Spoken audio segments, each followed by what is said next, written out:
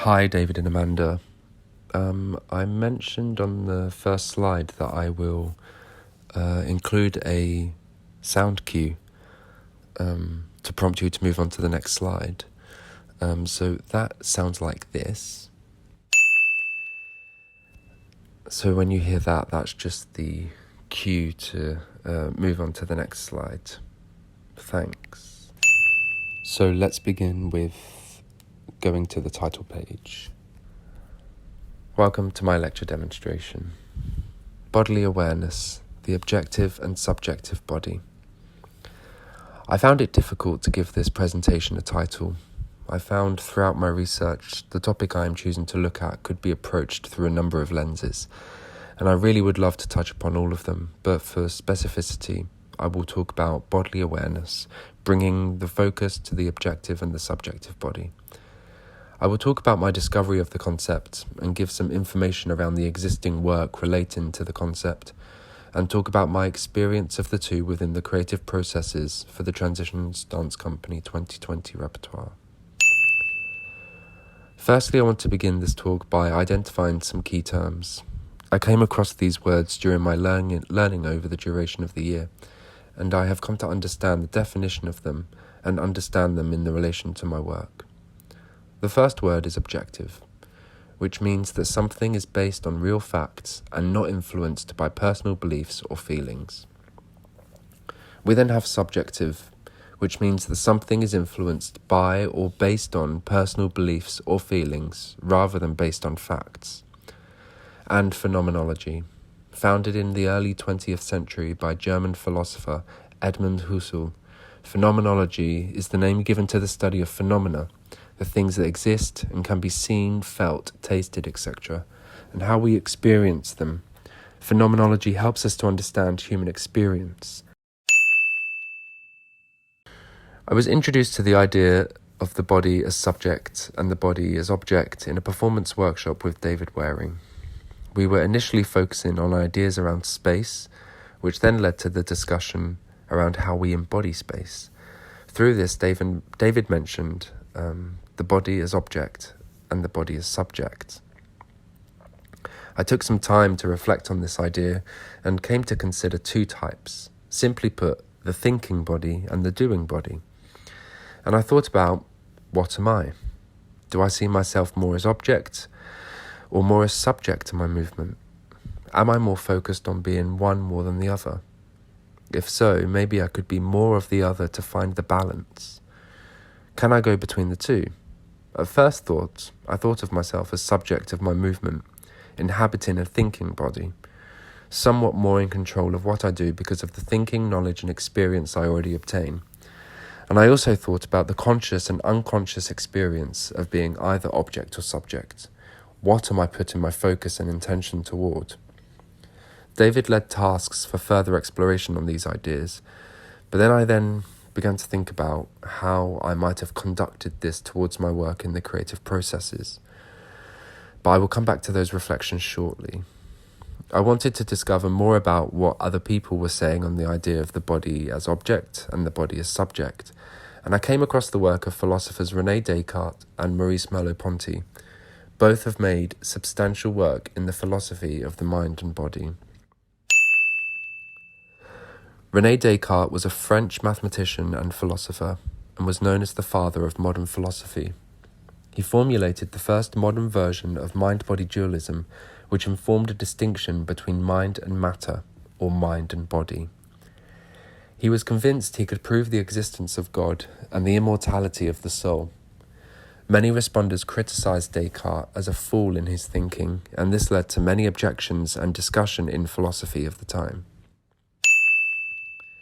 The mind-body dualism, or also known as Cartesian dualism, lies on the belief that humans are more than just physical objects, and argues that the mind and the body are different substances. Descartes situates this thinking by saying, I think, therefore I am. I think, therefore I exist. True existence only occurs because the mind is a substance that engages in rational thought and imagining, and the body is a substance that conforms to the laws of physics in a mechanistic way. With the idea I already mentioned about the mind being immortal, you could think that the mind is permanent and is just temporarily residing in the body. This thought makes believe that the sensory experience of the body is untrustworthy because its understanding is often misleading. To put this into practice, you could have a go at this. Raise your arm. Descartes believes that in order to raise your arm, the mind thinks about raising the arm in order for it to raise. And if you were to be hit by an external object to the body, let's say a hammer, it is the mind that experiences the pain rather than your body. Now please don't try that at home, but you could use a pen to maybe tap your ear, your arm, or your leg. This way of thinking about the mind and body soon changed, and Maurice Merleau-Ponty was a French philosopher whose work was embedded in a phenomenological approach. Merleau-Ponty was known for making original and influential work on embodiment, perception, and the nature of being. He focused on the problems of embodiment and perception to clarify the relation between the mind and the body. His work helps us to understand perception through experience and to deconstruct the mind-body dualism by finding ways that the mind and body are connected. We all experience our bodies, and our body is unlike any other object. We not only perceive through external senses like sight, sound, smell, touch, and taste, but our internal senses give access to bodily sensations, like the vestibular sense, which is responsible with the body providing the brain with information about motion, balance, and spatial orientation. This makes us believe that the body, or matter as described in Cartesian dualism, is also a tool to inform the mind for thinking too. Merleau-Ponty goes on to describe the body as the objective body. The body that is in terms of biological science, made up of muscles, bones, and nerves. And he describes the body as the lived body, or the phenomenal body, or the subjective body, which is what we experience in pre-reflective awareness, the way the body behaves before we bring attention to it. Through the lens of phenomenology, we understand the lived body through a practical engagement with the world by receiving information from our senses. What we feel is determined by what we do and what we know how to do. As babies, we use action to explore our bodies and the world around us. That information is retained and informs our next discovery about our body. This ever-growing relapse of information is continuous, and we are becoming more in tune with ourselves, mind and body. And there are many approaches to how we experience the body, but I want to briefly focus on the sensory-motor approach, which is what was also introduced by Edmund Husserl, who introduced phenomenology. This approach holds a strong emphasis on understanding the body through phenomenology and is based on 3 claims. Number 1, the body is not an object that can be represented. Only the body can represent itself as an object in action, feeling, and thought, objectively and subjectively. Number 2, the presence of the body is the presence of the body in the world. It could be argued that the world is virtually perceived or imagined and only existing in the mind. Number 3, the body we experience is the body in action. There is claim by philosopher Charles Stewart to say that body action is not need to be performed and can remain virtual or imagined. Now, I do agree with these claims and counter-arguments, but I believe to truly understand the lived body, action is what is needed before being able to think of it virtually. Within the creative processes with Elisa Pagani and Cameron Macmillan, I was faced with challenges about my work. At times I enjoyed the work we were creating, and at times I didn't enjoy the work we were creating. But I instantly put this down to my preferences and how I like to work and the type of work I like to be involved in. But is this really how each performer engages with the work they are involved in? I enjoy dancing, and I enjoy working at this level of sophistication with dance. So what was making this experience different to any other that I had before? I found myself residing in my head, not trusting the process, questioning my ability as a dancer and performer, questioning my interest in dance. I had doubts about the work and my work as a dancer. But then something was different with H2 Dance. Out of the three choreographers, I was most looking forward to working with them, and I have worked with them on a collab project in my second year, so I had a previous understanding. I knew what their expectations were, and I had exposure to their way of working, and I shared an interest in the choreographic making and performance quality. So for the purpose of this presentation, I will reference to my experience of the processes with Elisa and Cameron. Elisa Pagani spoke about the use of narrative in her work and letting the narrative come out of what is created through movement. In the seminar with her, she spoke about the qualities that inform her as a choreographer and maker, and she says she likes to incorporate a balance between acting, drama and dance, and bring in outside interests to influence her process. I have acting experience, and at the start of this year, I was intrigued to see how acting practitioners influenced my dance performance. So I brought this into my work. And she said that she enjoys working with dancers that gave a new perception on the work, and she asked questions like, what questions are you asking yourself about your input and role in the process, and how can you not be dependent? I thought I got it. With my dancing knowledge and knowledge on making a character, the combination of the two seemed to serve the piece. However, she continuously gave me feedback, asking me not to think too much about what I'm doing and to let myself go more. And this is where the frustrations came in. I had my intentions for the progression of my, let's say, character for the work, and I was connected to the narrative of the piece. I was building this world in my mind. So why was my body not doing enough to replicate that? Now I look back on it, I would say that I was too involved with my subjective body, and Elisa was asking more of my objective body, more doing instead of thinking to serve the work. Now, even though I say subjective body, I would place myself in thinking like Descartes. Mind separate to body. And this way just didn't seem to support the right way of working for this process. We then moved into the process with Cameron Macmillan, and he came from a ballet background and was influenced by William Forsythe.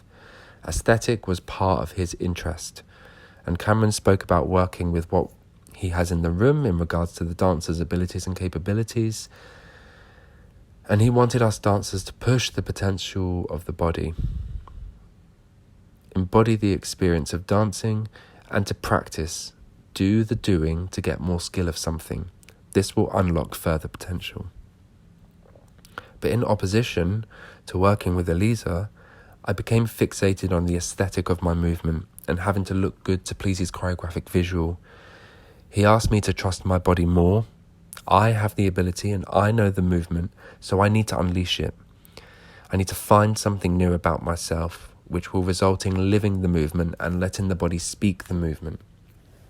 This time I was more concerned with the objective body, the rights and wrongs of my movement, rather than being subjective in my approach. The lived body that Merleau-Ponty describes is what was needed to enhance my work in this process. The mind and body working together, tuning into body awareness through action to enhance my understanding of how to live the movement. Okay, so if you come out of the PowerPoint presentation and go back to the YouTube upload, I will now show you some video clips of my dancing in my garden, where I apply my thoughts to the objective and subjective body. There are arguments that the objective body can be seen in some more classical styles, such as ballet, and maybe even arguably Cunningham. So I'm going to show you myself doing some movements in these styles. I begin with ballet and just a simple port de bras.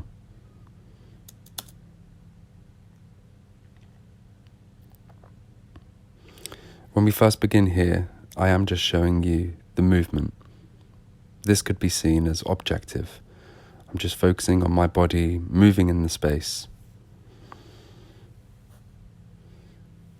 And now I repeat the port de bras again, with an emphasis of my eyesight looking at my hand as I move through the movement. This has a knock-on effect of how my body responds to the port de bras. The movement becomes more embodied in the upper torso and in my head.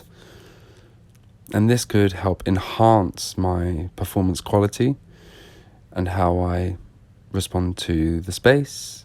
Could be how I respond to others in the space, and even how I respond to audience.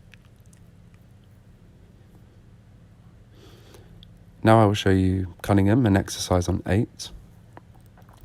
Cunningham is typically known to be stylized around the form, around the body showing movement, not to really show any personality of the dancer.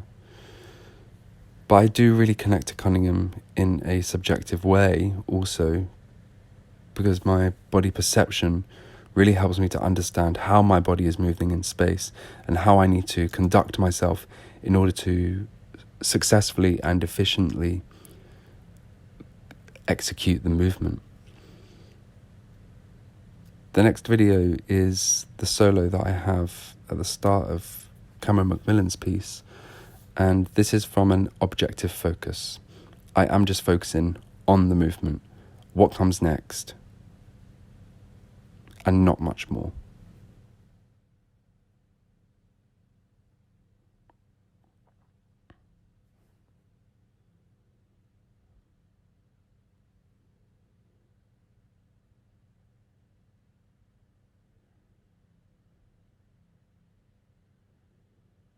I show you the same movement again, but with a subjective focus. This allows me to play with the movement, pull out certain moments, emphasize certain moments, and give identity to certain movements.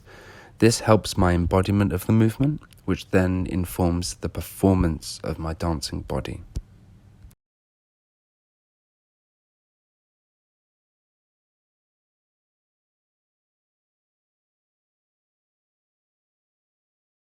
Lastly, we look at the improvisation around the room section in Elisa Pagani's piece.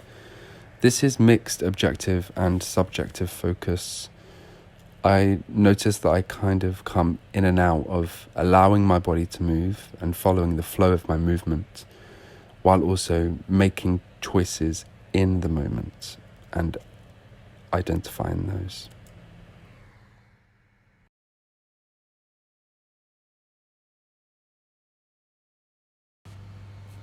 If you'd now like to come back to the PowerPoint presentation and join me on slide 14, the conclusion.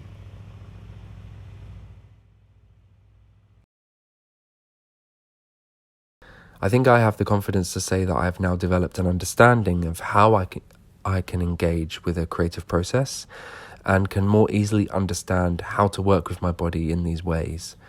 My dance training has allowed me to understand my body in a sophisticated way that is also supported by the knowledge that I obtain.